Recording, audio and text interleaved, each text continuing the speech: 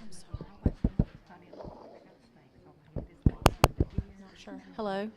Is this working? It is working, okay. Good morning. I'm going to call our meeting to order. It's 11 o'clock. Thank you for being here. Did we notify the media? You did. Okay, thank you. And I do declare that we have a quorum. We have 6 members here today. Mr. Hughes is on the phone. Mr. Carpenter is absent. Welcome. Thank you guys for being here this morning, and we're going to just kind of move quickly through this, and we're going to stand for the Pledge of Allegiance, please. I pledge allegiance to the flag of the United States of America and to the republic for which it stands, one nation, under God, indivisible, with liberty and justice for all. Thank you. Mr. Jenkins, would you say a prayer for us? I'd be glad to. Heavenly Father, I'm thankful for the fact that we can gather here together and look at the business for Lawrence District 55 and just pray for wisdom and insights. So the decisions that we have, that we can make decisions that bring a blessing to our community and a blessing to you. So Lord, we honor you and honor this time. In your son's name I pray. Amen. Amen. Thank you. Dr. Thomas, I'll turn it over to you. Thank you.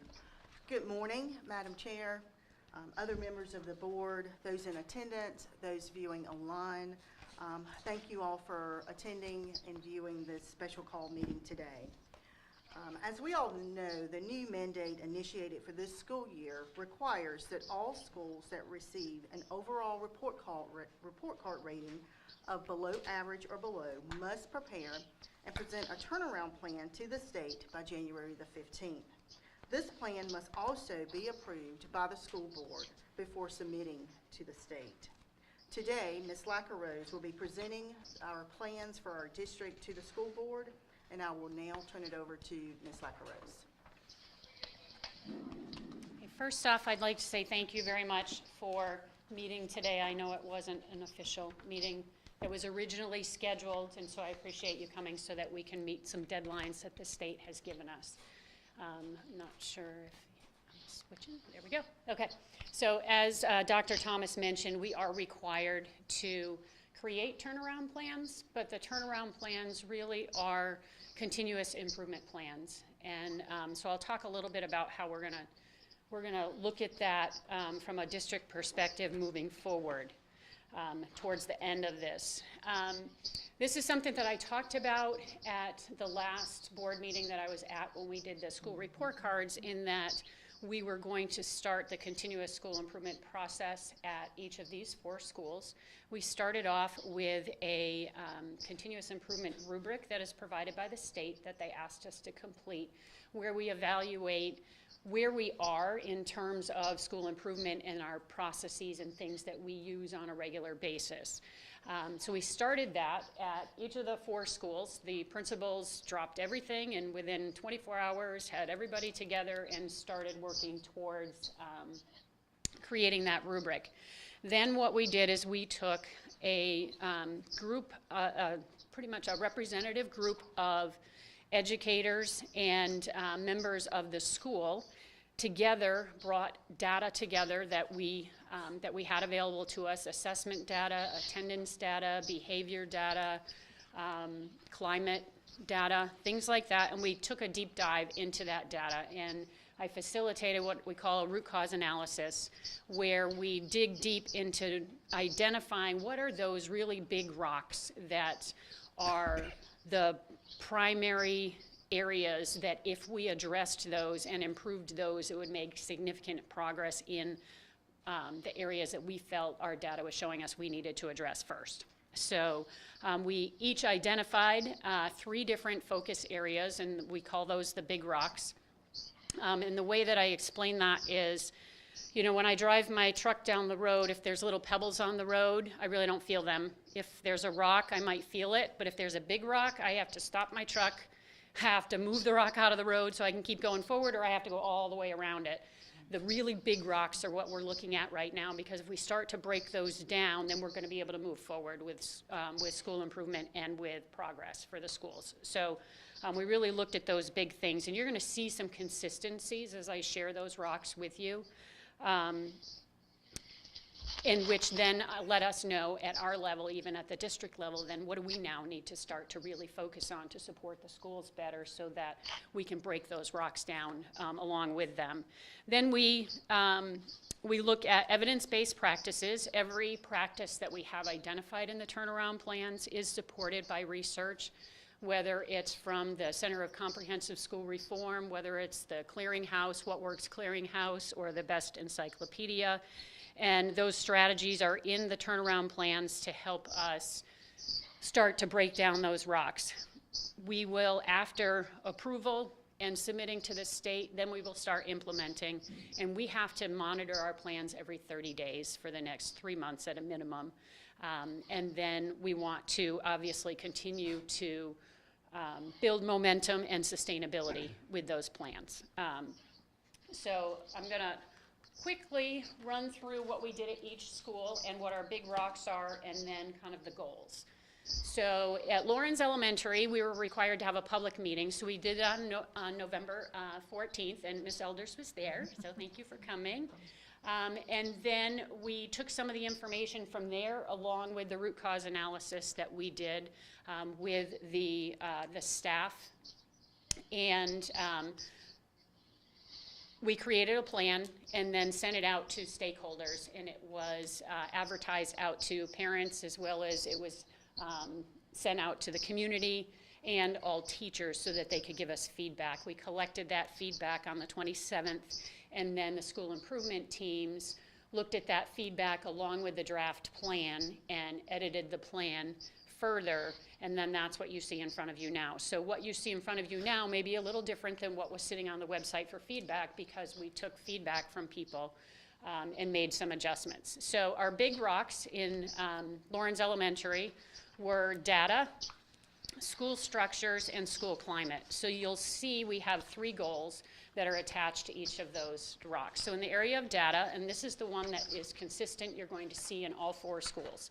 So that immediately says to us at the district level, we got to take a look at data and how can we better support our schools with that. So Lawrence Elementary School will effectively use student achievement data to drive instruction that will result in an overall 4% increase in English language arts achievement proficiency as measured by the SC Ready from last year to this year. In school structures, we are looking to provide so we will do some investigating, we'll do some collaborative work, and create an instructional schedule that supports that will result in an increase in math proficiency. So what we're looking at is creating a specific time that teachers can collaborate and teach collaboratively in order to address the varied needs in the areas of math achievement.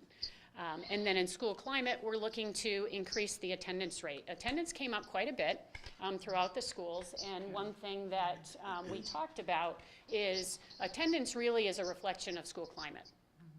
And so, you know, attendance recovery and punishments and discipline for attendance issues, we have to have those structures in place, but those aren't the things that are really going to change attendance. School climate is what is going to change attendance. So we're looking at targeting attendance, and we looked at it from a staff perspective first, because that's the model. And we felt that by having more of a collective responsibility environment at the school so that teachers feel more involved in some of the decisions that are made, that often helps improve your climate and your culture. And then when that happens, then people come more often. Obviously, we don't want people coming to work if they're sick, okay? They have emergencies, things like that. We're not talking about that. But so those are the areas that we identified at Lawrence Elementary. I don't know if you want me to stop after each one to see if you have questions, or do you want me to just go through all 4 of them and then go to questions? I do have one question Yep. about this one, and the percentages, the 4% in 2 of your goals, and then the 7%, were those determined, or, I'm sorry, Yep. that They're that doesn't 4, say 4, 7%, and, but yeah. did you guys determine that based on feedback, or are those percentages that the state requires? I recommended those percentages, so let me Okay. tell you why I did. There's 2 reasons I did. One is we can't start this plan until January, yet we're going to be assessing students in May, so it's 5 months. So that's tough to do, and specifically at the high school, we've already taken our EOCs, or we're taking them this week. So anything we do on this plan is not going to impact 50% of what their scores look like in May. So I wanted to be conservative in that respect. And then the other thing is, when you're trying to do continuous improvement, in the very beginning, we want to build momentum, and we want to build momentum by small wins. We all feel pretty safe that we're going to achieve that. Our goal is to achieve our goal, especially in the beginning, and then when we see that we've got some momentum moving forward and these things are working, you're going to see bigger jumps, recommended jumps next year, if what we're doing shows that impact. So that's a really good question. It's a fair question. Thank you. So, yeah. Can you help better explain to you the notion of drive instruction? Is this, I don't know what that means. That means that we're not teaching the students the way they need to be taught, or teachers don't know what, there seems to be, clarify that for me, Yep, please. I will. So we often talk about using data so that we can then teach kids. But lots of times we talk about we have to use data to drive instruction, we have to use data, but we're not talking about how to do that. And so we have a lot of professional development designed to support these plans, where first of all, we have a lot of new resources within the district, and so we want to make sure our teachers truly understand how to get the data. That came out loud and clear, that when we went to do our root cause analysis meetings, it was very difficult for people to access the data and get it as easily as we thought they should be able to. So that's the first thing, is provide that training so that people can access it. And then once we get it, do we have the time and do we have the structures in place for our teachers to truly be able to analyze that data and then plan accordingly based on what that's saying? So for example, if you're performing above grade level as your teacher, I need to then be providing things for the next month that are pushing you beyond where you are right now, instead of having you continue to do grade level work. Right? If Miss Elders is below grade level, I don't want to be handing her grade level stuff. I need to fill in those gaps. And it's really about having that time and those structures to be able to support the work that our teachers are capable of doing. It's just whether they have the supports in place to be able to do that. Okay. So. And so obviously the South Carolina Ready, is that That's the state assessment. the state assessment? Okay. Yes. But that's the testing, right? All the testing that the Correct. students are doing? Okay. Correct. So right now, so at the elementary level and at the middle school level, our students take SC Ready in English Language Arts and Math, and they take SC Pass in Science. At the high school level, they take what you'll hear EOC, end of course exams. So all of those are the state assessments, and that's what we ultimately have to show the improvement on with these turnaround plans. We use things throughout the turnaround plan process to gauge our success. So you'll see some of the, you might see HMH growth in there and things like that. Those are some mid-year data or mid-quarter data points that we can use to see if we're on track and if we're making progress. So. Thank you. Okay. Ford Elementary School, we did the stakeholder feedback from November 15th to the 27th, and they had their school improvement meeting on November 3rd. Their big rocks, again, you see it, data, instructional planning and instructional practices. So their first goal for data is the same as Lawrence Elementary, however, they're targeting math for their data piece. They're gonna use math is their primary focus area when they're looking at data, and then they'll roll that into English Language Arts. Instructional planning is we want to provide quality instructional planning support that will result in an increase in English Language Arts proficiency. And then instructional practice, implementing the high quality instructional practices. So what that looks like in those two areas are making sure that the planning that takes place is consistent throughout the school, and that everybody's using the same process, starting with that data, and then how are we planning from there, and every month revisiting that and providing the time and the opportunity for them to do that. We have a fair number of newer teachers at Ford, or even new to the profession teachers at Ford, and we have some veteran teachers that really know how this works, but how can we provide those structures so that they can meet together and work collaboratively to ensure that we're sharing that expertise with each other. So that's really what the focus is there. At Gray Court, again, we have data, we have instructional strategies, and we have school climate. And a lot of this, the school climate pieces that are in there, they come directly from the school report card. If you remember when we did the school report card, the majority of your points for the school report card come from student achievement, which are the English language arts and the math scores at the elementary level. But I think it's about 10 points is school climate. And so if we improve those, because I think it's important to know, Gray Court Elementary School was 1 point away from being average.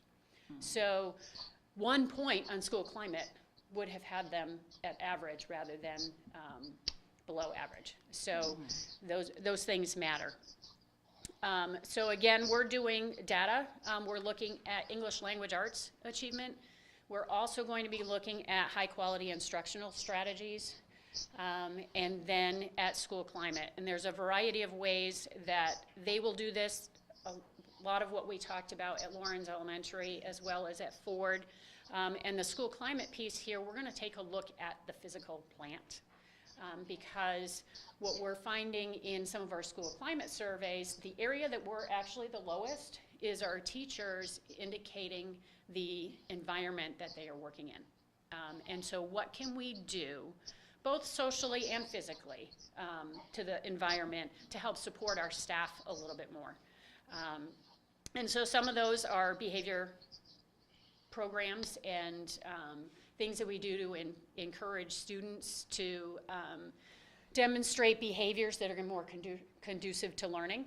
So we're going to look at some conscious discipline there. They have a behavior incentive program at Gray Court that we will continue and will beef up and tweak so that it meets the needs. And then we also are going to take a look at the physical environment analysis that was done just 2 years ago and start to prioritize what are the things that we really need to take a look at and to do in that physical structure so that the needs of the students and the teachers are better met with that environment. So can you help me draw the line? So obviously the score below average was tied to the testings, right? And school climate. Okay, and that's what I want to understand. How does the state measure the school climate? They do a survey, and so And teachers obviously take that survey? Yep. Okay, good. Yep. So students take the survey, teachers take the survey, parents also take the survey, but the parent results are not in the school report card rating. However, we do get the results and they're reported on the report card, but they don't go into account for the rating. But teacher scores count towards the rating and student scores count towards the rating. Very informative, thank you. Yep. And then Lawrence High School, this was the first group I met with. And of course, once again, you see data again. We have school climate and we have educator collaboration that we are focusing on. So at the high school, we're also talking about using the student data in order to drive our instruction that will result in an increase in end of course exams. School climate, we're talking about increasing the satisfaction of the learning environment for students. This one is targeted specifically at students because that's where we noticed we were the lowest in school climate.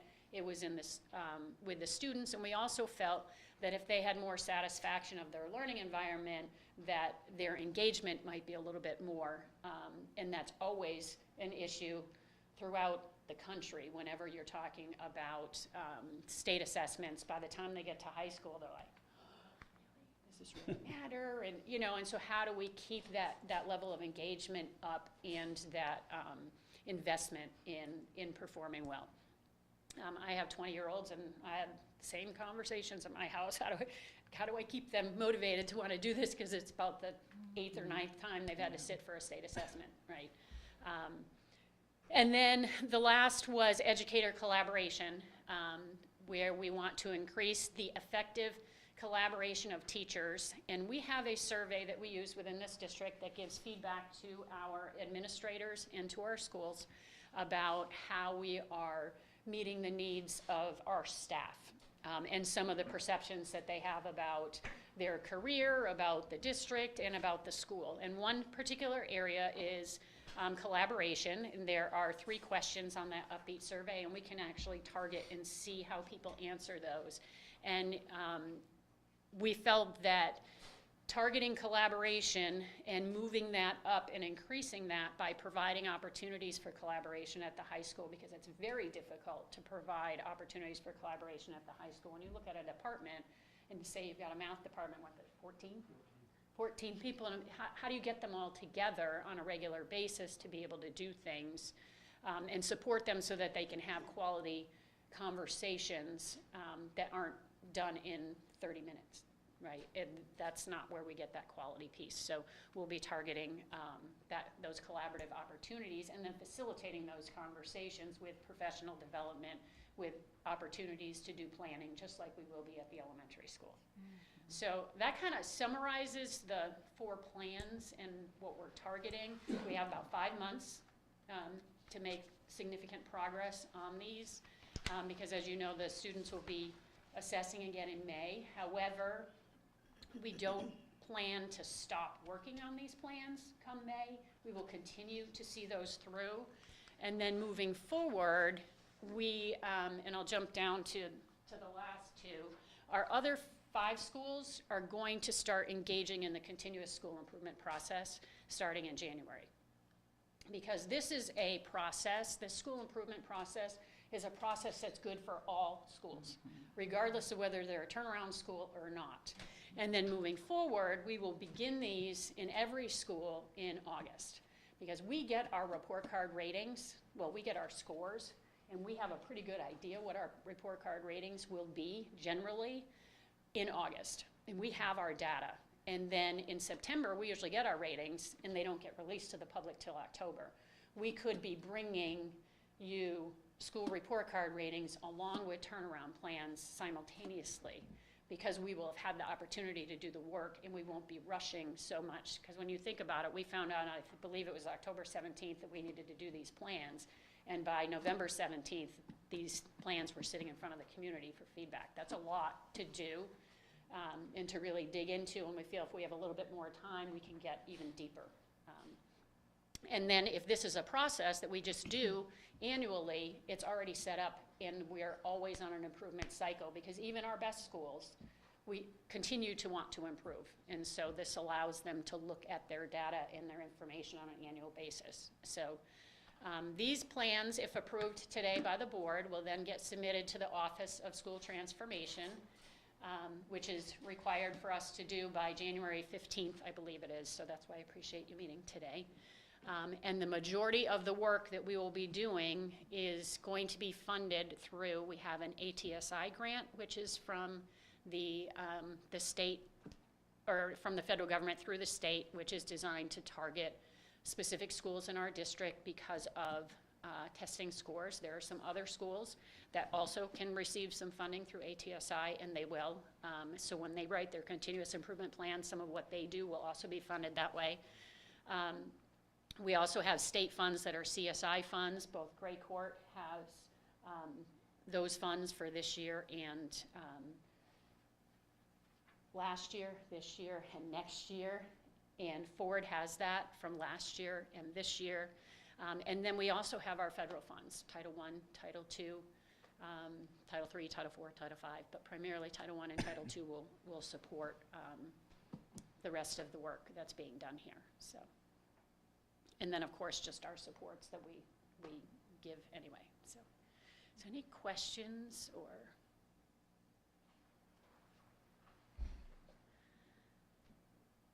So we're looking for approval so that we can send them on to the Office of School Transformation. Okay, so based on Mrs. Lacroix's report, we do need to have a motion in order to approve the turnaround plan that she has presented. I'll make the motion that the plan be approved. I second it. Thank you, Mr. Jenkins. Thank you, Ms. Peggy. Is there any discussion, questions? All right, all those in favor of approving the turnaround plan as presented, please raise your hand. Thank you. Mr. Hughes? Thank you, that's unanimous. Thank you, and we will move forward to board operations with Ms. Renee Madden presenting.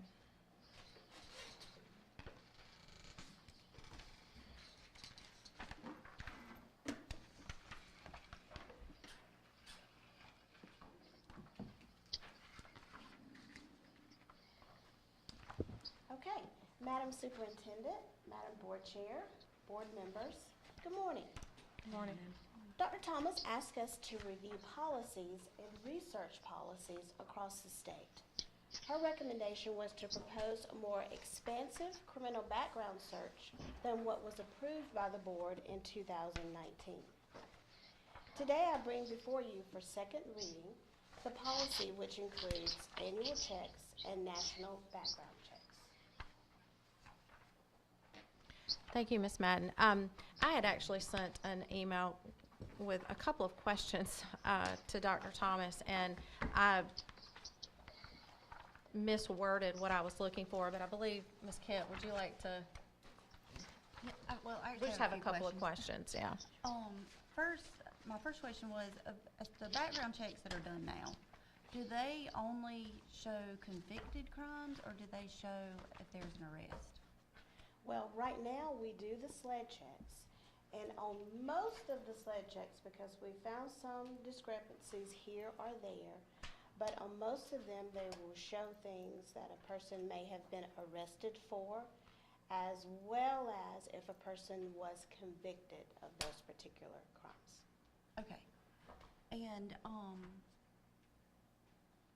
Mr. Hughes had brought up, is it possible to do international background checks? Because we do have some teachers from other countries. Is that an option to add that? Yes. Okay. With the service, with the vendors that we've been looking at, those types of things have been included. Okay. So is that included in what you request from the vendors, or would we need to put the wording in the policy to include international for you to actually check that box when you're doing the background check? I think since that is what you guys are requesting, it doesn't have to necessarily be specifically in the policy, because with these companies that we are researching with the national web-based search, we can tailor it to include several different types of things, which would include international background checks. It would also include the SLED checks that we also do. It would include a national criminal record search. We can tailor that to what we need for the district, because it would be web-based and it would be national, and we can include international. Yeah, I think it would, people would be more comfortable doing much, as deep as we can go and as broad as we can go, so that we're vetting these individuals in a way that parents feel comfortable sending their kids to these schools with these individuals that are teaching them. Of course. Yeah. Madam Chair, it Yes. would be my recommendation, if it is the board's desire to do whatever, that would be included in the policy. Right.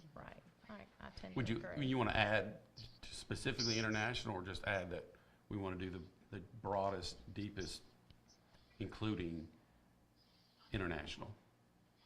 I definitely think, whatever you all decide, but being, I think, as specific as possible. I agree, yeah. Madam Chair, Yes, Mr. Hughes?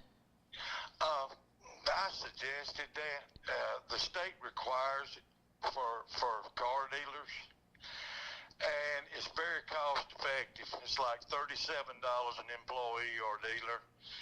It's done out of Georgia, and once they changed it in the automotive world, we found out there was a lot of people skating through the cracks with just a national or a SLED. It's a good thing. Okay, thank you, Mr. Hughes.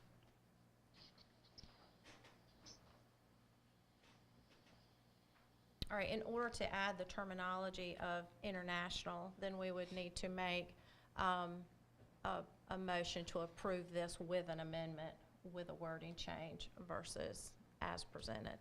So, Do we need to, can we vote on this now with that motion, or do we have to wait till it's physically added to this? You could add that in here and make the motion Okay. to approve it as amended versus as presented. Yeah. Understand? I would like to make a motion, to approve with an amendment for international. I'll second. Is there any further discussion? All right, all those in favor of approving, policy GBEBDA with the amendment to add the terminology international, please raise your hand. Mr. Hughes? Mr. Hughes? Aye. Thank you. Motion passes. Thank you, Ms. Madden. All right, at this time, we do have a couple of topics to cover in an executive session. We need an executive session to receive legal advice regarding vendor contract services and tax equalization. If we could get a motion to move into executive session. I'll make a motion. I'll second. Thank you. All those in favor, say aye. Aye. Aye. Madam All right. Chair, I'd like to request for Ms. Renee Madden to attend the portion regarding the vendor services. Yes, ma'am.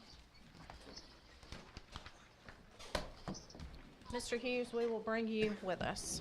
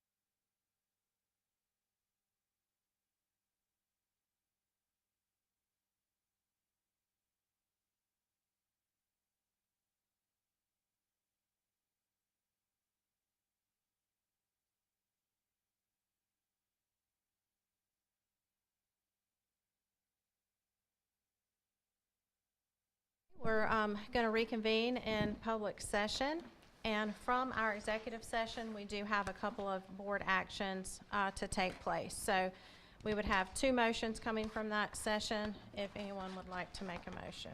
Yeah, I would like to make a motion that the board authorize the issuance of a letter to the Lawrence County delegation concerning the matter of the speech language services of a vendor's employee to certain of our students. Okay? do I'll we have- second. Thank you, Mr. Hughes. Is there any discussion? All those in favor of issuing the letter to the local delegation regarding the speech language therapist services, please raise your hand. Mr. Hughes? Aye. That's unanimous. And we do have one additional action to take action on regarding tax equalization.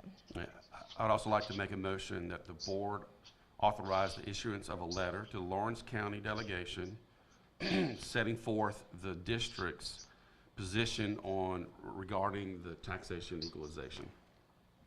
I'll second. Thank you. Is there any discussion on this one? All those in favor of issuing a letter to the local delegation regarding District 55's stance on tax equalization, please raise your hand. Mr. Hughes?